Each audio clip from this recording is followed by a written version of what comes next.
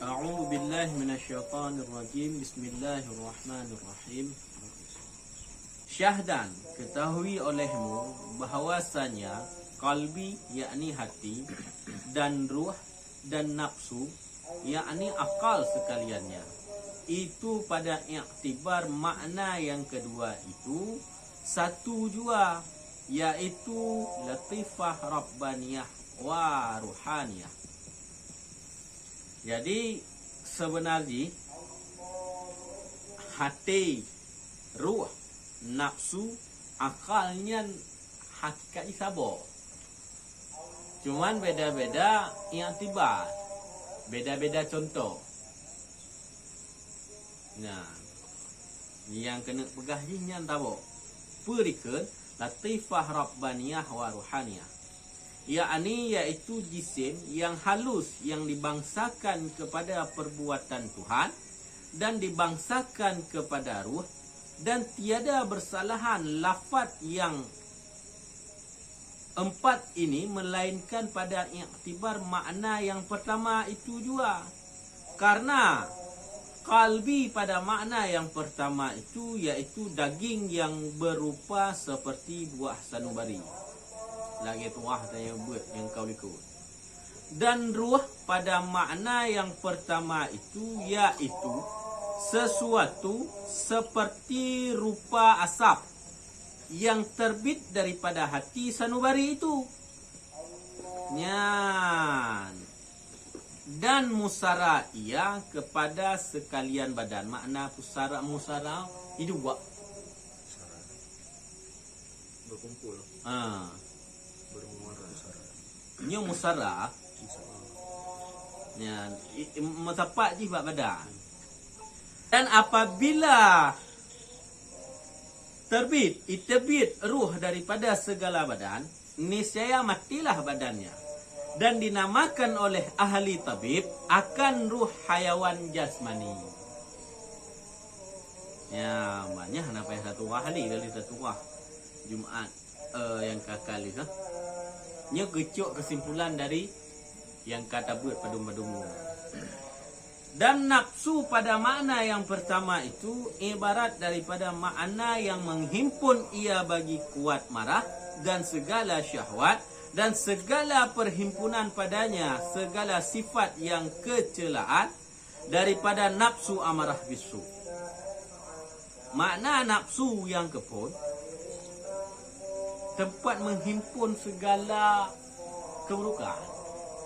Makna yang pertama nafsunya cuman tidak pembagian roy. Nafsu yang pun yang ke nafsu yang ni magah bengeh, dega syahwat. Selalu diajak buat tempat yang hanagot. Nyan makna nafsu. Man yang kali tabut yang kau likut na padum-padum macam nafsu nyan martabat ataupun tingkatan daripada nafsu.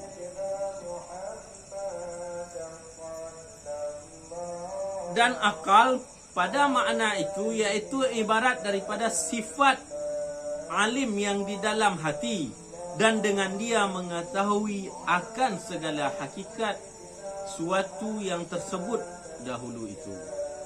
Akalnya ngonta demiki. Menghampai hendak turah le mampu akal ya. Dan demikian lagi segala nafsu yang tujuh yang tersebut dahulu itu hakikatnya itu satu juga. Ya, kau kagak bukan? Tujuh buah tersebut nafsu itu. Yang Tanyo sampaikan hanya leh macam, leh atau put macam. Nafsu amarah, nafsu lawamah, nafsu mulhamah dan nafsu mardiyah. Radiyah, mutmainnah dan kamilah hana-hana tak pegah ni. Ya. Dan tujuh buah nafsu yang disebut ilikut nyan berhakikat di saboh si. Dan tiada bersalah-salahan ia melainkan sebab bersalah-salahan i'tibarnya juga. Hana yang beda abaknya, cuma beda i'tibar di saja. Karena nafsu insan dan hakikatnya itu satu juga. Tetapi jikalau ia berbuat maksiat, sama ada ia maksiat zahir atau maksiat batin, maka dinamakan nafsunya itu dengan nafsu amarah. Nah, nafsunya tabah sebenarnya. Yang 7 buah martabat ni hakikat dia tabah.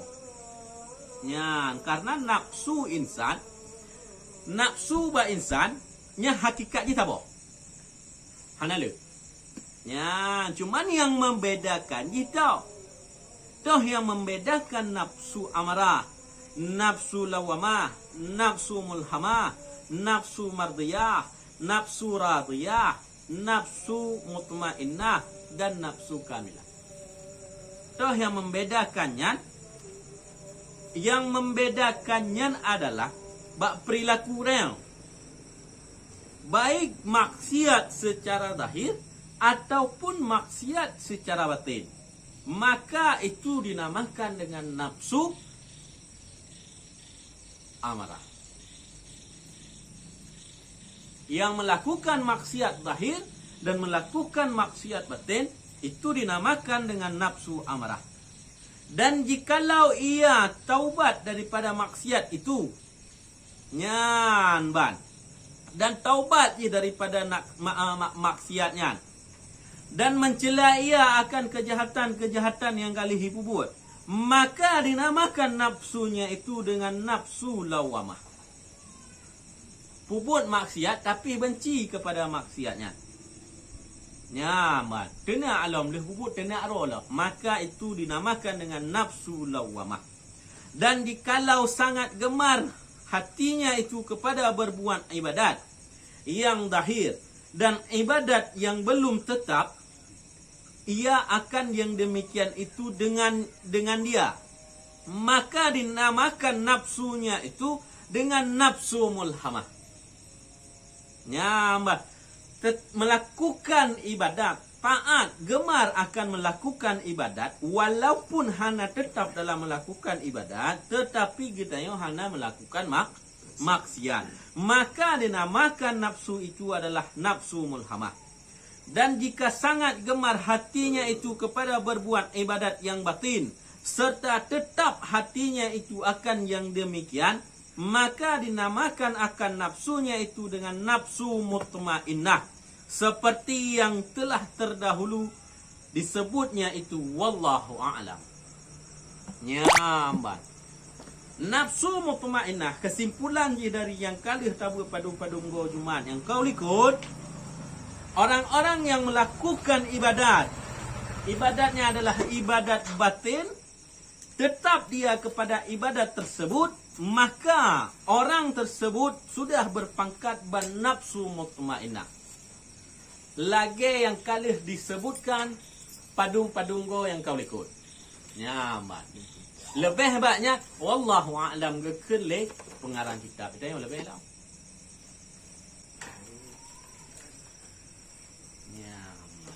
Kamu tahu yang kesimpulan yang kan tanya buat padunggo yang kau ikut.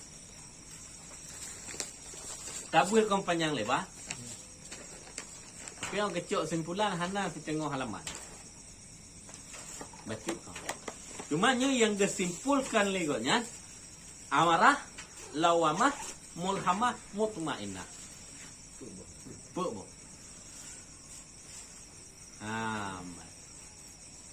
Yang itu mana?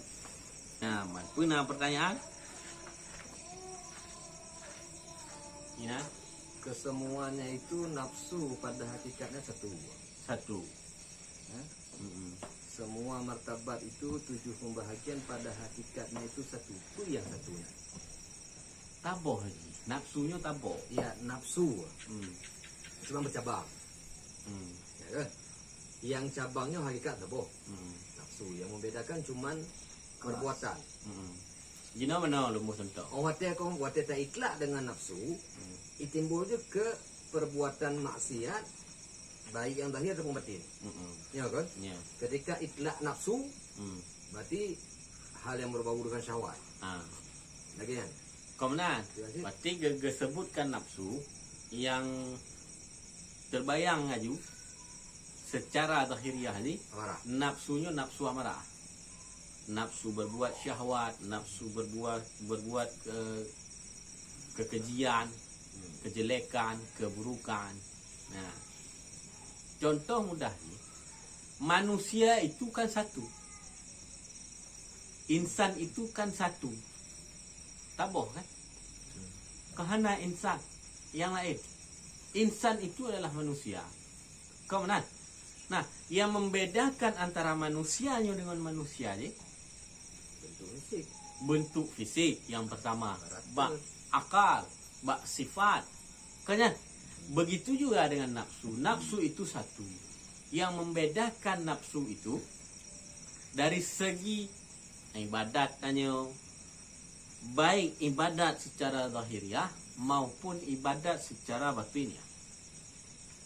Tapi ringkasnya wate ge ringkasnya nah. Terlalu ringkas kan maksudnya Cik ringkas dah mentong ringkasan. maksudnya hanang aja maksudnya dirikut nanti nafsu mulhamahnya dari segi jalannya, dari segi pandangannya. Punya ini kan hana lagi nya bak kesimpulan gua. Hana. Bak kesimpulan cuma sekedar bahbu saja. Hmm. Galak pubut bro maka amarah. Maka gekeli Syekh Mutawadi Asy-Sya'rawi di Mesirnya, Ya. nafsu amarah, nafsu lawamah, nafsu mulhamah, dan nafsu mutmainnah itu hubungan manusia dengan Allah di dunia. Nafsu radiyah, nafsu mardiyah, nafsu kamilah itu hubungan manusia dengan Allah di akhirat. Maka wati kesimpulkan nyo tak berbanding ngon yang takalon ngon kun dengku Sya'rawi tak berbanding ngon kesimpulannya wajar-wajar saja kesimpulannya no? Karena di segi ibadat dunia ni ngon Allah. Bagaimana urusan kita dengan Allah di akhirat? Yang kebat tingkatan nafsu ni no? Cuman yang penjelasannya najib dalam panjang lebar. Berarti menurut Syekh Mutawadi Sya'rawi tidak ada nafsu radiyah, kamilah dan radiyah, kamilah, dan mardiyah. Berarti tidak ada nafsu itu pada manusia di dunia. Karena cuma nafsu itu hubungan manusia dengan Allah di akhirat. Mungkin menan Secara maksudnya. langsung menan. Mungkin menan maksudnya. Berarti tingkat paling tinggi nafsu manusia di dunia ini mutmainah menurutnya berarti Menurutnya mungkin. di dunia kan. Itu lagi wali-walian sekali berarti berarti mutmainah. Mungkin. Karena mutmainnah nafsu jika tinggi. Tidak apa kan? Kan tinggi nafsu mutmainnah. Ya dengan harapan tuan sejak pun dah mulai bertanya ubinaka penyampaian lun yang kata buat mudah-mudahan lun pribadi benar manfaat dan kawan-kawan pun benar manfaat. Ya. Dan beristiqamah. Nantinya doa dia. Maka yang bawa kita mong lam pokok mana likut je kepegah le pupu. Pupu atau kitab tu akan bahas. Dia dah kerja mukadimah. Dia bawa kepegah nanti atau je. Among tahap-tahap. Ya. Faslun. Ya, ini suatu pasal pada menyatakan hal hati serta tentaranya. Nyokot tu pun tak tabut lah. Kan? Pun tak tabut. Dia pegang hati umpama raja. Tentaranya umpama anggota. Kanya nang pegang. Nya geplak. Pekerja raja, pekerja anggota. Yang pun hang pegang. Nyamban. Lagi kun Imam Ghazali rahimallahu taala. Apabila engkau ketahui hakikat hati bahawasanya adalah tersebut dahulu itu. Ya, kalau kau pergi apa hakikat hati yang kau lihat? Anak yang sebut ni no. Bahawa dimisalkan oleh ulama ahli sufi akan hati itu seperti raja. Baik kita sebut siapa ni? dan anggota yang lain daripada hati itu seperti tentaranya. Maka sekarang lagi akan kami nyatakan. Nah, ni dino kena ke perah Imam Ghazali. Tentaranya itu dan adalah bagi kami nyatakan tentaranya itu dan adalah bagi hati itu dua tentara. Ya, bak hati na dua na hati raja, hati na dua roh tentara. Ya, ni ikut anggota mandu.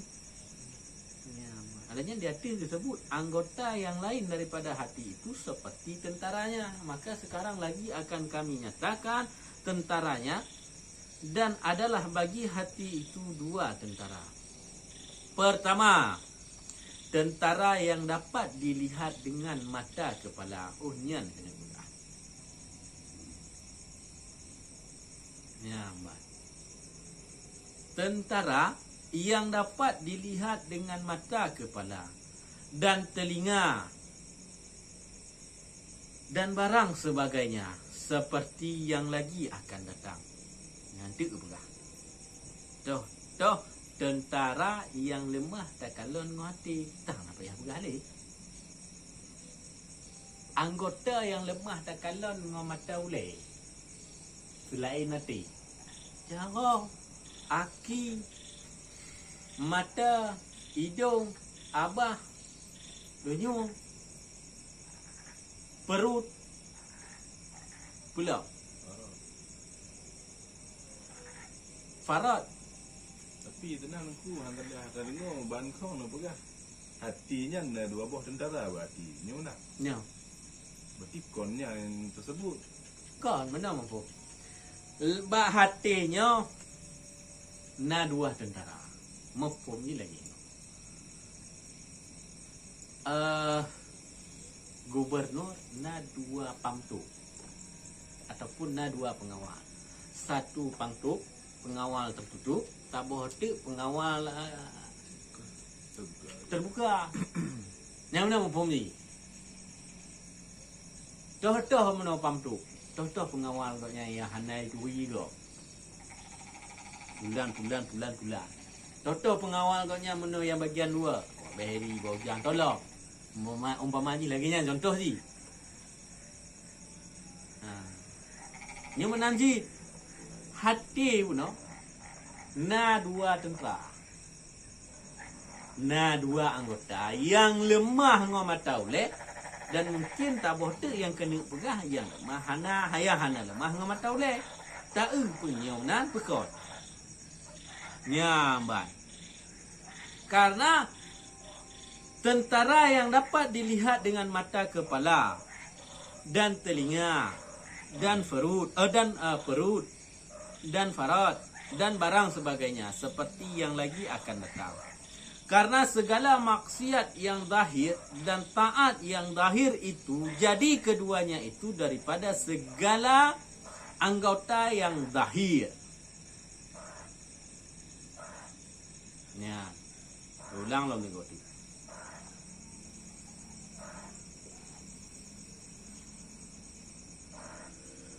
Tentera yang dapat dilihat dengan mata kepala dan telinga dan perut dan farad dan barang sebagainya seperti yang lagi akan datang.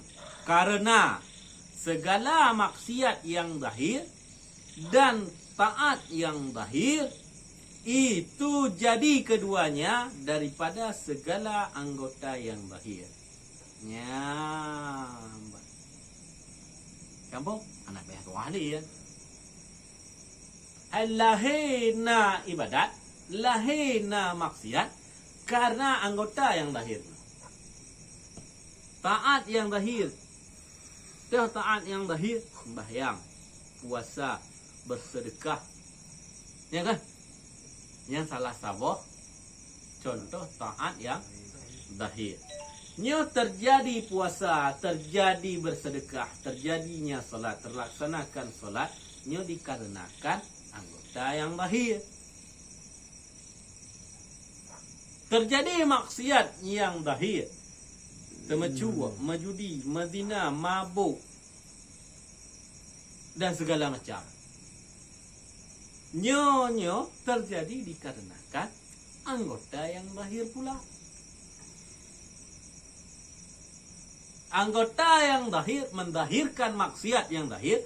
Anggota yang zahir mendahirkan taat yang zahir. Nah kan? Dan ketahui olehmu bahwasanya engkau hanya saja berbuat maksiat akan Allah Ta'ala Azza wa Jalla segala anggotamu dan anggotamu itu nikmat daripada Allah. Yang bermufhum. Yang lulang dalam dua tu. Ketahui olehmu. Berkata apa kata mandum? Bahawasanya berbuat maksiat akan Allah Ta'ala Azza wa Jalla segala anggotamu yang puput mandum anggota. Sedangkan anggota tanyanya nikmat yang diberi oleh Allah. Dan lagi anggotamu itu pertaruhan Allah Ta'ala padamu. Maka jika engkau berbuat maksiat dengan sesuatu daripada anggotamu itu, maka seolah-olah engkau bahawasanya engkau hanya saja berbuat maksiat akan Allah Azza wa Jalla. Tak buat maksiat. Sedangkan yang buat maksiatnya buat anggota zahiriah. Anggota zahiriahnya nikmat yang keji oleh Allah. Tengok jara aki lunyung mata yang kau nikmat yang keji oleh Allah. Dan lagi anggotamu itu pertaruhan yang gepeduk di Allah bak katanya. Maka jika engkau berbuat maksiat dengan sesuatu daripada yang keji oleh Allah anggota, maka seolah-olah engkau minta tolong dengan Allah Ta'ala atas berbuat maksiat. Ya, kau ada satu orang tak tahu. Ya. Maka seolah-olah engkau meminta tolong dengan Allah Ta'ala atas berbuat maksiat. Maka yang demikian itu sangka-sangka kafir bagi nikmat Allah. Yakni mensia-siakan yang dijadikan Allah Ta'ala dengan dia. Karena segala anggotamu itu dijadikan akan dia karena berbuat ibadat kepada Allah. Maka tak kala engkau berbuat maksiat dengan dia, maka yang demikian itu menyalahi akan yang dijadikan dengan dia. Inilah makna kafir di sana. Yaitu dinamakan kafir nikmat dan bukan makna kafir di sana akan agama. Ya, kufur akan nikmat aja. Maknanya gejuk anggota oleh Allah. Gejuk lunyung, gejuk jara. Yang kau nikmat yang gejuk oleh Allah. Orang mati tak buat yang buruk. Yang seakan-akan tak laki Allah untuk tak berapa yang kagaknya juk tempat yang hana agot. Maka yang sungguh katanya kufur akan nikmat yang kagak oleh Allah. Kufur di sini bukan kufur ataupun kafir beragama. Kufur di sini kufur nikmat yang kagak oleh Allah.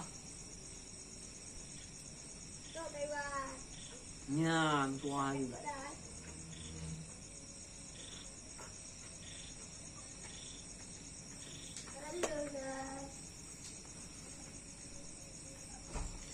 Kah, nyana pertanyaan? Kamu pun ya. Dan lagi segala anggotamu itu pertaruhan daripada Allah Ta'ala kepadamu. Jika engkau berbuat maksiat dengan dia, niscaya engkau khianat. Dan khianatmu pada pertaruhan yang menaruh akan dia oleh Allah Ta'ala padamu.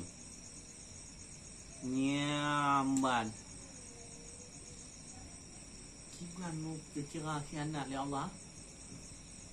Mana yang nak maksud berarti dia mana anggap sama sekali. Yang mana tu ah? Kau yang mana? Khianat atas nikmat ke bang? Khianat atas nikmat. Pasti khianat atas nikmat Allah, khianat kepada Allah. Ha? Ni ada Allah je. Lembuh contoh dengan manusia. Ron najuk motor gelu. Najuk. Kau nampu pinjam najuk. Juk menang. Tapi motor ronnya yang tujuan menuju motornya adalah supaya memudahkan lo. Ya buat, ya temu buat, ya semayang, ya buat tempat ibadat, ya tempat yang gonggot. Konya tujuan kemudahan bagi lo. Ternyata motornya lo pakai untuk jak mabuk, jak minum, jak menjudi, jak mutabe. Bengihan rong gelu. Bengih. Bagaimana dengan Allah? Keju jara bagi ibadat. Yang pada hakikat je kejunya nikmatnya untuk ibadat, untuk berbuat ibadat, untuk taat kepada Allah. Pakon tabah maksiat. Tabah maksiat, tak lakukan maksiat sama saja kata khianat pemberian Allah. Khianat dan atas pemberian Allah. Tiba lu tu tak tahu. Makin tak apa makin. Ya. Nah, pertanyaan? Ini lali yang ku nak kira lantar tahu lali ngapi, lali kena dipi, lali kena bola. Menyo lalai yang mengakibatkan tinggalnya kewajiban, maka itu lalai tersebut maksiat. Anak tinggal pun pak. Buat lara, buat sia-sia. Nah, khianat lah. Menyo mafhum khianat dino taba ba maksiat zahir. Nyo tu wah maksiat zahir le kalau mak batin tu umayu tak bilang tibang tu. Menyo tak tinjau dari dino hana apa ke? Selama kelalaian tersebut tidak mengakibatkan tinggalnya kewajiban. Dan kelalaian tersebut bukan sesuatu yang jumhur ulama mengatakan itu haram. Lain betul. Menyo kelalaian lalai ngau HP, lalai nonton filem. Nonton filemnya haram atau hana? Yang tinjau long kena. Lalai balah-balah WA umpama. Nah, bak chat WA upat pekot. Menyo upat yang kan dosa. Jadi turah mana ruang tu. Aulia Allah, Allahnya tiba 30 minit mentang tua dalih hana tinggal untuk mengingat Allah yang kita ubat pokok pelopor. Kibat? Tu pun je docanya. Ya. Cerita wali Allah ke bukan? Siap mentang 5 minit atau 30 minit tua pokoknya berzikir kepada Allah ke bukan? Ini bertobat sungguh-sungguh sampai pokok pelopor anda. Tu kerana yang dosa barunya. Kau mana? Cuba Nyambil bersama dengan tanya. Orang-orang yang kata buat tingkatannya, maka mewajibkan dirinya. Yang sunat ke wajib. Maka jikalau tinggal tabah sunat, maka goknya seakan-akan telah melakukan dosa. Maka taubatlah beliau. Karena telah mewajibkan yang tidak diwajibkan pada dirinya, seolah-olah beliau telah melakukan dosa. Maka taubat beliau.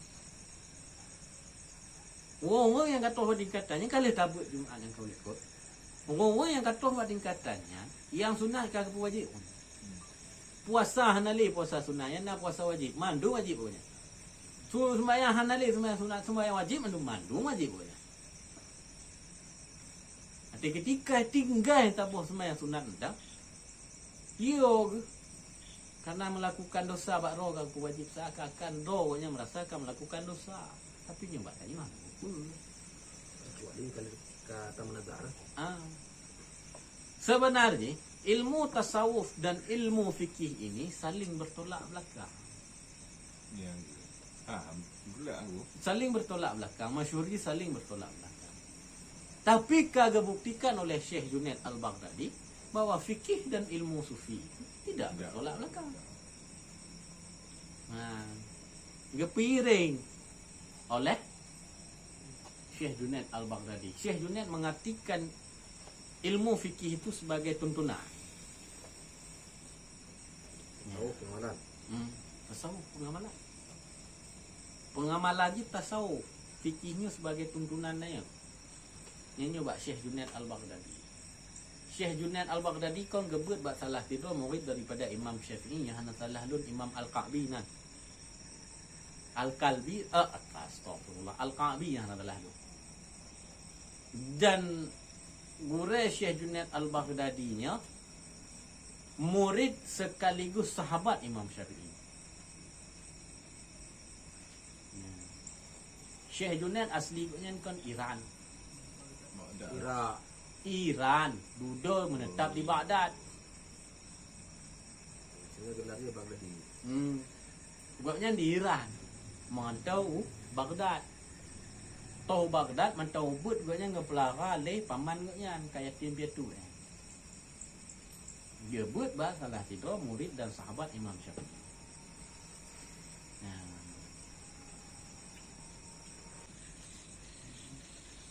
Padamu itu yang sehingga-hingga ada khianat dan khianatmu pada pertaruhan yang menaruh akan dia oleh Allah Ta'ala padamu itu, yaitu sehingga-hingga maksiat, sehingga-hingga kan, sehingga-hingga maksiat dan sebesar-besar zalim, maka segala anggotamu itu seperti rakyatmu dan seperti tentara, maka tilik olehmu betapa engkau memelihara akan dia, maka sekalian kamu itu pun peliharaan, dan tiap-tiap kamu itu ditanyai pada hari kiamat daripada sesuatu yang kamu pelihara akan itu.